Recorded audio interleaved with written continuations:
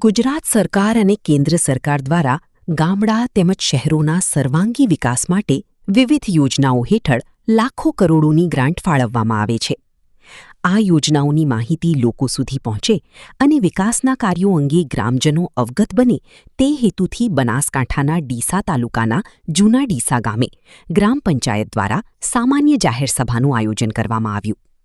ડીસા તાલુકાના જૂના ડીસા ગામે સિદ્ધા અંબિકા મંદિર ખાતે યોજાયેલી આ સામાન્ય સભામાં ગામના વિકાસને લગતા વિવિધ મુદ્દાઓ પર ચર્ચા વિચારણા કરવામાં આવી.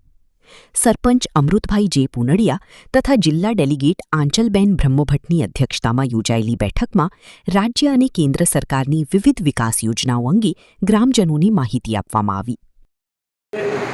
જૂના ડીસા ગ્રામ પંચાયત દ્વારા તાલુકા અને જિલ્લા પંચાયતના ચૂંટાયેલા સદસ્યોના માધ્યમથી ગામમાં સુચારુ વહીવટ ચાલે, ગામમાં સરકારી યોજનાઓનો લાભ લોકો સુધી પહોંચે, ગામના સરકારી અર્ધ સરકારી કર્મચારીઓ આવી અને ગામ લોકોને પૂરતી વ્યવસ્થા કરે એ અનુસંધાને તમામ ડિપાર્ટમેન્ટના સરકારી અધિકારીઓ સાથેનો એક સંવાદ કાર્યક્રમ જૂના ડીસા ગ્રામ પંચાયત દ્વારા સિદ્ધ અંબિકા મંદિર ખાતે રાખવામાં આવેલો.